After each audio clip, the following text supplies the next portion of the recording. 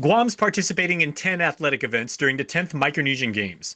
And while there's exciting competition for sports with mats, courses, tracks, and courts, there's a ton of action beneath the waves too in spearfishing.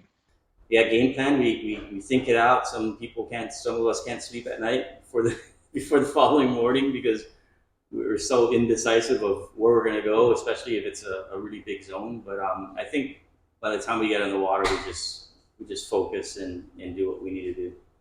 Now, spearfishing is uniquely suited for our part of the world, and it's intensely competitive.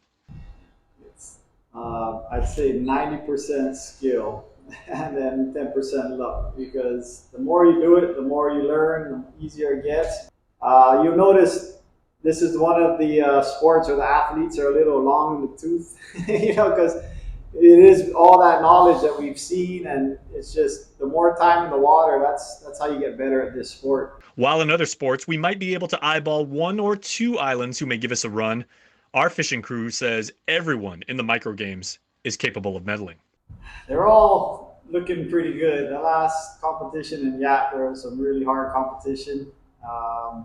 We're just the hardest part is not being our territory, so just it's a huge advantage to team Marshall Island team because they're going to be able to know where the spots are at, know how the fish act. So we're really going to have to play catch up to those guys. Yeah, everybody there was.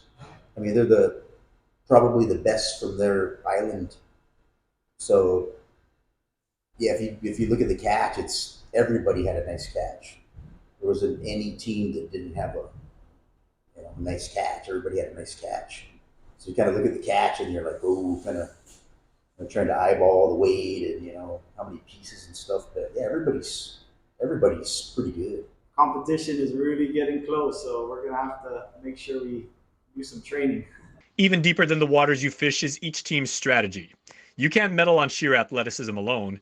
You need to do your homework, know the spots, rely on your instincts, and react to whatever Mother Nature throws at you that day. Figure out who has what strengths. Some of us are really good at deep diving. Some are really good in the reef, or you're just a well-rounded diver. So I like to put guys that are comfortable where they want to be for that day. We also worry about sharks, right, and the shark activity because you're spearing fish, and of course sharks are in the area. Especially if there's a lot of fish, there's going to be a lot of sharks. Historically, Guam has finished with either gold or silver every games for nearly 30 years. But this year's competitive field is tough, with experienced swimmers, divers, and fishermen who know how to bring in the catch. Always safety first. Going in with a good game plan. Once we learn the fish, the habitat, that really gives us a little bit more advantage than just jumping in blind.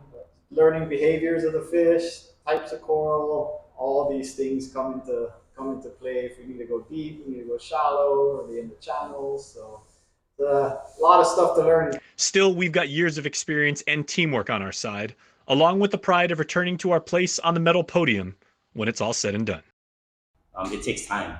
So I've been fishing for well over 4 years now. So it's like I'll sit back and I'll be the wise guy and just like, okay, I know when to go and where to go, rather than I'm going to swim for 5 hours and figure out where the fish are. It's just timing, and that comes with time in the water and just continuously doing it. And every year you learn something new or you figure something out. I just enjoy doing it. It's always an honor to represent Guam, and we're having fun and enjoying what we do.